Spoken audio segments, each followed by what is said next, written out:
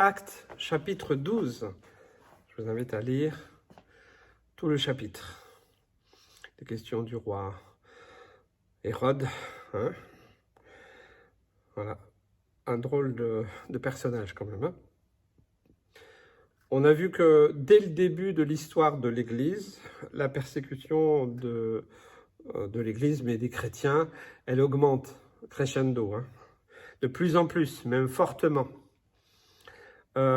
Mais vous savez, ce qui est formidable aussi, c'est que plus la persécution grandit, plus l'évangile se répand. Et le Seigneur aussi, il garde, il protège ses enfants, ses disciples, les apôtres, comme Pierre, comme dans ce chapitre, il le sort miraculeusement de sa prison. Dans ce cas, c'est la prière et l'intercession des autres chrétiens qui ont été un canal important pour permettre l'action de Dieu. Dieu fait ce qu'il veut, on ne peut pas dire à Dieu fais ceci, fais cela. Mais quand nous prions, quand nous intercédons, quand nous demandons grâce au Seigneur, alors il agit. Et ça, c'est véritablement une réalité. Tout au long de ce chapitre, nous suivons également les mauvais actes du roi Hérode. Actes qui peuvent nous apprendre à nous aussi certaines leçons importantes. Déjà, il semblerait que ce fameux roi Hérode, il avait une certaine connaissance du Dieu d'Israël, puisque c'est la cause même de sa mort. On lit dans Acte 12, versets 22 et 23, « Le peuple s'écria, voix d'un Dieu et non d'un homme. Au même instant, un ange du Seigneur le frappa, parce qu'il n'avait pas donné gloire à Dieu, et il expira rongé des vers. » Alors déjà, en sachant cela, on peut déjà en déduire qu'il est très mauvais de ne pas rendre gloire à Dieu. Dans toute ta vie, mon ami, mon frère, ma sœur, donne toujours la gloire à Dieu, quoi qu'il arrive. Je ne veux pas dire quand il t'arrive quelque chose de mauvais, gloire à Dieu, non. Hein? C'est pas dans ce sens-là, c'est pas de dire on choisit, non, mais dès le matin, tu respires, merci Seigneur. Mais gloire à Dieu, c'est plus que ça, c'est de l'aimer pour ce qu'il est, lui, pour ses attributs, pour son œuvre, pour son amour, sa grâce, sa miséricorde, sa fidélité, sa grandeur, sa magnificence. Il y a tant de sujets de le glorifier et de l'honorer toujours, Seigneur. Voilà. Moi, tout ce que souvent je dis, tout ce que j'ai raté, c'est moi. Parce que je n'ai pas écouté Dieu, parce que j'ai voulu en faire qu'à ma tête, parce que c'est ma chair, parce que ceci, cela. J'en prends la responsabilité. Mais tout ce qui a réussi dans ma vie, c'est grâce à Dieu. Je le dis, voilà, bien sûr, il nous faut, par exemple les jeunes, oui, il faut étudier. Voilà, vous pouvez avoir des plans de carrière. Voilà, moi j'ai été patron d'une entreprise, j'ai été cadre dans l'industrie. Ça n'empêche pas d'avoir un travail, une position. C'est pas du tout ça, ça veut dire. C'est pas une fausse humilité. Hein, mais je crois que c'est un principe de vie, c'est un style de vie de toujours donner la gloire à Dieu, de toujours le remercier, de l'honorer, toujours. Et je pense que ça, c'est une marque du chrétien qui est mûr. Quand le peuple a proclamé voix d'un Dieu et non d'un homme, Hérode aurait dû reprendre le peuple. On dit non, je ne suis pas Dieu. Mais il n'a rien dit. Il s'est laissé acclamer comme un Dieu par la foule. Vous savez, nous le savons aussi par sa parole, c'est Dieu qui élève et c'est Dieu qui abaisse. Tous les dirigeants de la terre, ils sont placés aussi par Dieu, que ça nous plaise ou pas, c'est comme ça. Il a voulu voler la gloire qui revenait à Dieu, et c'est terrible. C'est vraiment terrible. Terrible. J'ai entendu des fois des gens qui avaient été guéris et qui ensuite ont dit oui, mais c'est parce que ceci, cela, puis les médecins, machin, et ils ont donc contesté l'œuvre de Dieu dans leur vie. Quelle tristesse. Généralement, ces personnes-là, elles végètent dans leur vie chrétienne, ou elles abandonnent, ou en tout cas, n'avance plus, parce que c'est quelque chose de terrible de ne pas donner la gloire à Dieu, de revenir sur ce que Dieu a fait pour dire le contraire. C'est une honte. En tout cas, moi personnellement, je n'arrive pas à comprendre. Ça nous rappelle aussi également un autre roi, hein, il n'y a pas qu'Hérode, Nebuchadnezzar. Lui non plus, il n'a pas glorifié Dieu. Et Dieu a dû l'humilier afin qu'il reconnaisse Dieu comme son maître et seigneur. Hein, il a été mangé comme les vaches hein, dans les champs. Hein. Que Dieu est au-dessus de tous les royaumes, de toutes les positions. Vous savez, aujourd'hui, on parle de complotisme, de ceci, cela, qu'il y aurait des cercles, on va dire, cachés. Peu importe. Dieu est souverain. Ces gens-là, ils ne me font pas peur. Ils ne doivent pas nous faire peur. C'est uniquement pour faire générer la peur. Quel que soit ce qu'ils peuvent faire. De toute façon, nous savons que c'est le diable qui a la manœuvre. De toute façon, c'est diabolique. Et nous avons la parole de Dieu qui nous explique très clairement qu'à la fin, c'est Dieu qui gagne. Alors nous n'avons rien à craindre de toutes ces choses. Que personne n'arrive à cette extrémité de ne pas rendre la gloire à Dieu. Toute la gloire lui est due. Peut-être que si tu avais arrêté de louer le Seigneur, de l'adorer, de le remercier, de le glorifier dans tout, alors peut-être il faut que tu reprennes ça. Demande pardon à Dieu. Dieu pardonne. Dieu peut te pardonner, oui. Il te pardonne. Si tu es sincère, ok Seigneur, pardon, parce que je me suis attribué certaines choses. Donc c'est ton orgueil à toi qui a pris la place. Abandonne ton orgueil. L'orgueil spirituel, c'est pire que l'orgueil tout court. C'est de se croire arrivé à... Hein, un jour, j'ai voyagé un peu en Afrique, je me rappelle, dans un pays, j'ai vu un énorme panneau dans une ville, prophète, je ne sais trop qui, venez entendre quelque chose que Dieu lui-même ne sait pas. Quelle présomption! Quelle honte! Quelle honte! Et les gens couraient pour aller entendre n'importe quoi, bien sûr. La voix qu'ils allaient entendre, ce n'était pas celle de Dieu, hein, mais de l'ennemi, pour les piéger, les séduire. Quelle tristesse! Hein? Donc, c'est plus qu'un point, c'est un principe biblique dans la vie de tous les croyants. Toujours, toujours donner la gloire à Dieu. Eh bien, des choses arriveront et d'autres n'arriveront pas. Et je pense que ça détermine réellement nos pas sur la terre. Je crois vraiment à cela. Et je pourrais donner quelques exemples, mais je n'en ai pas le temps. Ce n'est pas le but de cette exhortation. Les actes du roi Hérode sont cruels et motivés par son énorme orgueil et égoïsme personnel. Moi, regardez, moi qui ai construit le temple, 46 ans, il a mis pour construire, c'est vrai, un très beau temple, plus beau peut-être que celui fait par Salomon, quoique, voilà, on n'en sait rien. Mais voilà, beaucoup d'orgueil. Il a fait beaucoup de constructions dans Jérusalem. C'était un constructeur. Voilà. Hérode, c'est un homme qui aimait être bien vu des autres. Vous voyez? Et il cherchait leur approbation. Si c'est le même Hérode, parce qu'il y a plusieurs Hérodes, Jean-Baptiste a subi cette dure réalité.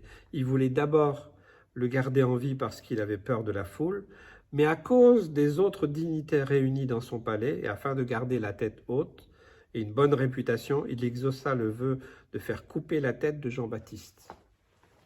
Et quand Jean-Baptiste lui a dit « T'as pas le droit d'être avec cette femme, hein, c'est la femme d'un autre. » Et donc il a fait mettre en prison, et puis bien sûr cette femme, elle a demandé la tête. Elle a dit à sa fille qui avait dansé, ben, demande la tête. Il était bien embêté Hérode, mais il a quand même donné la tête. On voit qu'Hérode a continué d'évoluer dans cette manière, dans cette mauvaise manière de vivre. C'est comme attaché à lui. Hein. On apprend qu'il a fait tuer l'apôtre Jacques, le frère de Jean. L'apôtre Jacques, c'est lui qui était le responsable de l'église de Jérusalem, une énorme église où il y avait beaucoup de croyants. C'est ensuite pour plaire aux Juifs qu'il fait mettre Pierre en prison. Mais cette fois-ci, ça ne va pas se passer comme lui voulait. Parce que c'est le Seigneur qui libère Pierre d'une façon miraculeuse, extraordinaire. Pour les chrétiens de l'époque, le ministère des anges était bien concret et très connu. On a perdu un petit peu ça, et puis je pense qu'il y a aussi eu des dérives mystiques. On ne prie pas les anges, on ne les adore pas, on ne leur demande rien. C'est Dieu qui envoie ses anges. Et ça doit être clair, hein, toute cette mouvance-là mystique des plumes d'anges et j'en sais. Tout ça, pour moi, ça n'a rien à voir avec l'évangile. Hein. Rien du tout. Donc, on ne s'adresse jamais aux anges. Ce sont des serviteurs que Dieu a prévus pour nous servir. Voilà. Et voilà, il nous envoie. C'est Dieu qui envoie ses anges. Mais nous, on ne commande pas les anges. Non. Hein, il y aurait aussi beaucoup à dire sur le sujet. Mais à l'époque, et dans beaucoup de pays encore, par exemple en Asie, en Afrique, tout ce qui est un peu spirituel, eh bien, ils sont beaucoup plus sensibles que dans nos pays dits industrialisés. Donc, lorsque Pierre se présente devant la porte où des croyants sont rassemblés, on ne croit pas que c'est lui, mais un ange. Donc, voilà.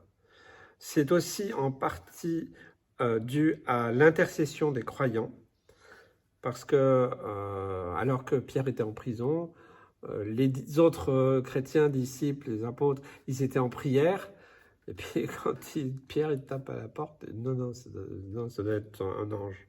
Hein. La prière est une puissance, des fois on ne croit même pas à nos prières. On ne croit pas que Dieu est capable de faire ce pourquoi nous prions, alors que la Bible dit, si 2 ou 3 s'accordent. Donc avant de prier pour quelque chose, accordez-vous. Si l'un qui pense ça, l'autre pense ça, ça ne va pas marcher. Si vous vous accordez pour dire, Seigneur, fais-nous grâce. Merci Seigneur, libère. Voilà, je pense, voilà, Pierre, Seigneur, fais grâce à Pierre, libère-le. Seigneur, s'il te plaît, fais-nous grâce. Je pense que c'est dans cet état d'esprit qu'ils ont dû prier. Les anges ont un ministère particulier dans le service de Dieu. Ils n'annoncent pas l'évangile, mais ils secourent les saints et exercent les jugements de Dieu. Ils secourent. Ils agissent dans l'ombre. Vous savez, moi, je suis un homme simple, mais je peux vous raconter une petite histoire. C'est pas pour me glorifier, c'est pour glorifier Dieu. Mais j'ai fait des études à Saint-Nazaire et je vivais en Haute-Savoie. Donc 15 heures de train. Hein. Donc je ne faisais pas souvent, mais une fois par mois, un mois ou tous les 2 mois, voilà, suivant les... Donc c'était un long voyage. Et puis je transportais souvent mon linge, voilà, un linge sale, et j'avais 2 valises. Ouais, c'était compliqué. Voilà. Ou même si j'avais une valise, elle était très lourde. Et donc un jour, je me suis trouvé à Lyon-Perrache, parce que de Saint-Nazaire à Nantes, Lyon, et puis Lyon, la Haute-Savoie. Et je me trouvais là, à Lyon, et puis je devais changer de quai pour prendre un autre train. Et puis j'étais vraiment épuisé, fatigué déjà par les études. C'était très fatigant. Et puis toutes ces heures de train, voilà. Et donc en bas des escaliers, il n'y avait pas d'escalator. Je me suis arrêté, je tenais ma valise, je priais, j'ai dit Seigneur, fais-moi grâce, s'il te plaît. J'ai plus la force de monter cette valise. S'il te plaît, Seigneur, aide-moi, donne-moi la force. Je n'ai pas demandé un ange. Je dis Seigneur, aide-moi. Et j'ai senti une main m'arracher la valise très très vite. Et donc, une personne que j'ai vue simplement de dos, très bien habillée, costume, voilà, qui a pris ma valise et qui montait très très vite. Il m'a monté la valise là-haut et puis qui l'a laissée en haut. Et moi, je suis monté le plus vite que j'ai pu. Et une fois arrivé là-haut, j'ai regardé à droite, à gauche, partout, il n'y avait personne. Personnellement, alors peut-être vous allez dire, c'est quelqu'un qui m'a aidé, possible. Laissez-moi croire ce que Ce que je pense, c'est que voilà, Dieu a répondu à ma prière et il a envoyé un ange juste pour monter ma valise. Voilà, c'est mon expérience bien simple, mais j'aime à penser que c'est mon Dieu qui m'a secouru parce que j'en avais vraiment besoin. Voilà, c'est un petit témoignage. La Bible nous en parle, de l'œuvre aussi, de ce que Dieu a fait aussi en utilisant les anges, mais c'est lui seulement qui les envoie. Pour en venir donc à ce roi Hérode, alors qu'il est en guerre face à deux peuples, les Tyriens et les Sidoniens, il accepte néanmoins de faire la paix avec eux lorsqu'ils viennent lui demander, en présence du peuple et des hauts dignitaires de son royaume. D'ailleurs, il profite de ce moment pour s'élever lui-même. C'est une manière de... Voilà, je vais faire la paix parce que je vais montrer qui je suis. Je suis Hérode quand même. Hein. Il voulait montrer combien il était bon devant tous. Hein. Il avait deux faces, comme beaucoup des fois. Hein. Une face publique et puis une face cachée, qui était vraiment pas terrible. Hein. Le texte nous apprend qu'il se revêt de tous ses habits royaux et qu'il s'assoit sur son trône. Puis il harangue la foule. En gros, il se fait mousser. Hein, voilà. Voilà. La Bible nous dit qu'il n'y a pas un seul homme totalement juste et bon sur la terre, à part Dieu, Jésus, le Saint-Esprit, bien entendu. On peut très bien proclamer notre bonté personnelle et se glorifier devant les hommes. La réalité est parfois tout autre. C'est parfois l'excuse de certains de ne pas venir à Jésus. Ils pensent être foncièrement bons et irréprochables et bien meilleurs que les chrétiens qui sont que des gens qui ont des problèmes. Ils argumentent et se défendent d'être justes et bons, droits, honnêtes et de n'avoir rien à se reprocher, même s'il y a, et bien heureusement, des hommes vrais et droits. J'en connais, j'en ai rencontré beaucoup, hein, qui sont capables de donner même des leçons à certains chrétiens dans leur témoignage, leur façon d'être. Aucun ne peut atteindre tous les critères établis par Dieu. Personne. Et c'est là que le diable tient plusieurs âmes dans l'erreur pour les éloigner de Jésus, de son sacrifice. Vous savez, quand le diable ne peut pas vous arrêter, il vous pousse. J'ai vu cette vidéo où cet homme orgueilleux, qui s'occupait que de lui-même, qui ne pensait qu'à l'argent, qu'à gagner de l'argent pour lui-même, avait une mère qui était à la maison de retraite, il venait plus la voir, voilà, elle avait Alzheimer, il l'avait mis dans une bonne maison de retraite, mais voilà, et il n'allait jamais la voir, et donc c'est un jour une de ses sœurs qui lui a dit, écoute, tu devrais aller la voir, et puis il va la voir, comme ça, juste pour s'acquitter d'une mission, en disant, j'ai été voir pour bien se faire mousser un petit peu, ok.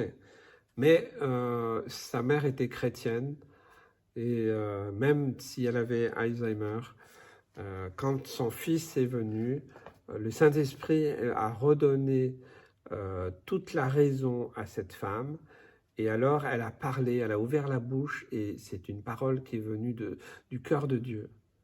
Et voilà ce qu'elle lui a dit en résumé, c'est peut-être pas les mots exacts, hein, pardonnez-moi, mais c'est en gros ce qu'il a dit. Écoute mon fils, tu veux pas de Dieu, mais sache que le diable lui aussi donne des bénédictions. Il te fait croire qu'il est meilleur que Dieu, alors il te donne tout ce que tu as envie. Mais le seul but en te donnant tout ce que tu veux, c'est de t'éloigner de Dieu. C'est de t'éloigner de l'amour que Dieu a pour toi. Il sait très bien que tu ne veux pas de Dieu. Alors le diable te donne tout ce que tu demandes. Donc ne crois pas que tu es riche et que tu réussis parce que tu es le meilleur que les autres. Non, c'est le diable qui te donne ça parce que ça t'éloigne de Dieu. Et alors sa mère est repartie après dans sa position à Alzheimer, elle n'a plus rien dit. Cet homme a été confondu d'entendre ça, parce que lui, il croyait que c'était sa propre réussite, voilà, qu'il était le meilleur et tout ça. Et quand il a entendu, maintenant, c'est le diable qui t'a donné tout ça. Et dans le seul but de t'éloigner de Dieu. Et souvent, nous devons penser à cela. Les gens disent, oui, mais pasteur, mais moi, j'ai besoin de rien. J'ai tout ce qu'il faut. J'ai tout ce qu'il faut. Vous savez, j'en ai rencontré dans la rue. Hein. J'ai fait des maraudes. était responsable dans une association locale. J'en ai rencontré des gens dans les rues qui m'ont raconté leur histoire. Certains étaient chefs d'entreprise, avaient une femme, des enfants, une belle maison, ils avaient tout ce qu'il fallait. Bon, ils n'avaient pas besoin de Dieu, non. Et puis un jour, je me souviens d'un homme, sa femme l'a trompé, lui il est tombé dans la dépression, il a plus rien fait, donc il a perdu son travail, ils ont dû vendre la maison, ils ont divorcé, et il s'est retrouvé dans la rue comme un SDF. Vous savez, tout peut basculer. Le diable, il te reprend aussi vite ce qu'il t'a donné.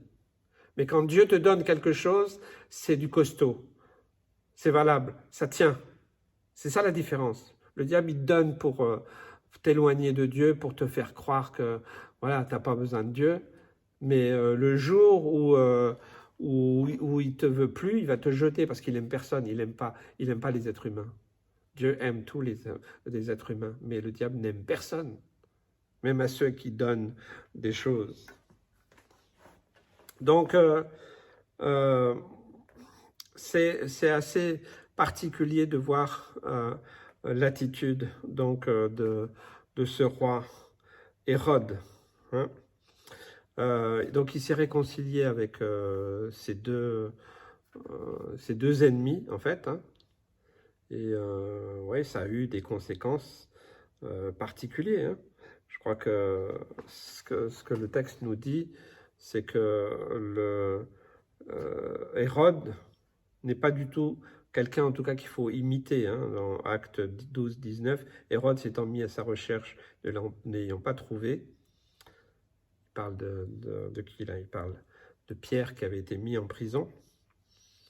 Eh bien, il interrogea les gardes et donna l'ordre de les mener au supplice parce que Pierre, eh bien, il a vécu un miracle et Dieu a agi d'une manière puissante pour délivrer Pierre de la prison. Il nous faut être gardés de croire que nous sommes quelque chose sans Dieu. Nous ne pouvons que lui rendre gloire d'être qui nous sommes et nous réjouir de son œuvre dans nos vies. Sans sa grâce, son amour, sa miséricorde, sa patience, nous ne pouvons rien du tout. Et nos œuvres sont charnelles la plupart du temps. Hérode était un homme, je dis, qui avait deux faces. Hein. Il pouvait être profondément cruel.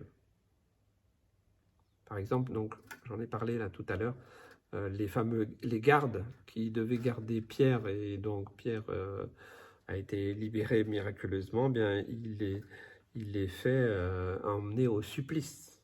Il les tue. Hein? C'est l'attitude d'Hérode, c'est par exemple l'attitude de blâmer et de condamner les autres lorsqu'ils n'obtiennent pas ce qu'ils veulent. Ils se mettent alors à prononcer des choses invraisemblables et infondées, se dégageant de toute responsabilité personnelle. C'est un piège où beaucoup sont tombés et tombent encore. C'est une arme favorite de notre ennemi, le diable, qui par ses manœuvres et ses mensonges isole ceux qui tombent dans ce piège, qui peuvent rester aveuglés longtemps. Les mots peuvent être comme des armes, comme un couteau pointu, aiguisé. Ils peuvent même blesser et même tuer. Hérode a fait tuer l'apôtre Jacques sans raison évidente, si ce n'est de mettre la foule de son côté. Mais Dieu a compris ce qui se passait, a décidé, même si cela nous dépasse, d'exercer sa justice vis-à-vis de ce roi inique. Aucun homme n'a tué Hérode. Il n'y a pas eu une conspiration, pas du tout. Aucun chrétien n'a cherché à se venger de cet homme sanguinaire. C'est Dieu seul qui a exercé sa justice en le frappant par un ange qu'il a envoyé au moment où il se proclamait, ou en tout cas, il se laisse proclamer Dieu. Donc nous pouvons en conclure que nous devons laisser Dieu nous élever ou pas. Donc, nous ne nous mettons pas en avant. Ne blâmons pas les autres lorsque l'on n'obtient pas ce que l'on souhaite.